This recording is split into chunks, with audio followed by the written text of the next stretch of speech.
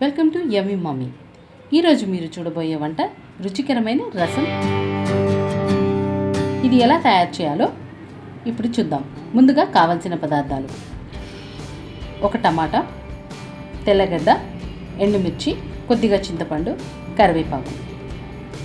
కావలసిన పొడులు: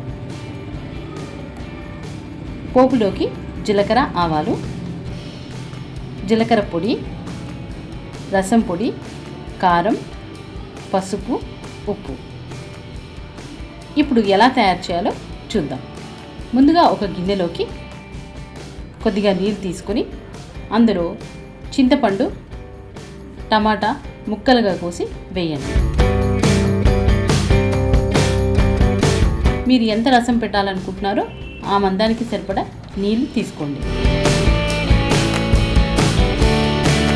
తరిగి పెట్టుకున్న టమాటాలు, చింతపండు ఈ నీళ్ళలో తీసుకుని దాన్ని ఒక 10 నిమిషాలు స్టవ్ మీద ఉడకనివ్వాలి. టమాటా బాగా ఉడికింది అనుకున్న తర్వాత స్టవ్ ఆఫ్ చేసి ఈ రసాన్ని కొద్దిసేపు చల్లారనివ్వండి.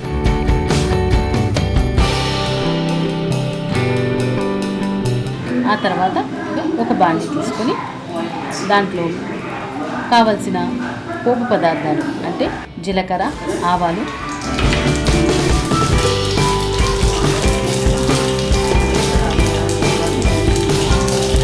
నూనెలో బాగా వేగిన తర్వాత తెల్లగడ్డను దంచి పోపులోకి వేసుకొని అవి బాగా వేగిన తర్వాత ఎండుమిరపకాయలు, కరివేపాకు వేసి బాగా వేగనివ్వాలి.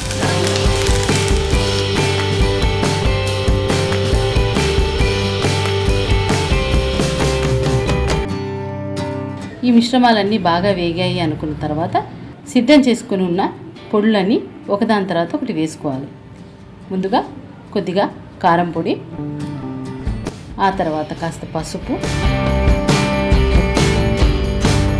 ఉప్పు, రసం పొడి,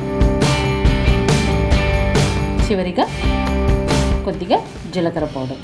ఇవన్నీ వేసి నూనెలో కొద్దిగా వేగనివ్వండి. ఇవి బాగా వేగిన తర్వాత ముందుగా ఉడికించి ఉంచుకున్న రసం నీళ్ళు ఈ పోపులో వేసేయండి.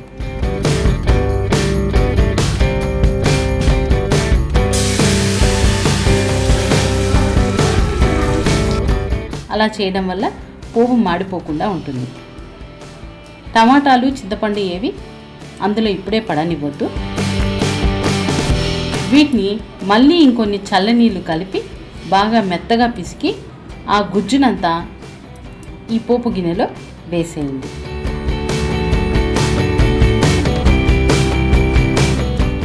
ఇప్పుడు ఈ రసాన్ని కూడా ఇంకొక 10 నిమిషాలు బాగా మరగనివ్వాలి.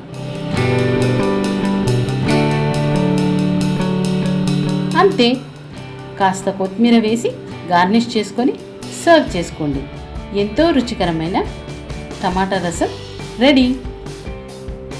మీకు కావాలనుకుంటే కాస్త మిరియాలు కూడా వాడుకోవచ్చు. తప్పక ట్రై చేస్తారు కదా. మరో వంటకంతో మళ్ళీ కలుద్దాం. అంతవరకు సెలవు.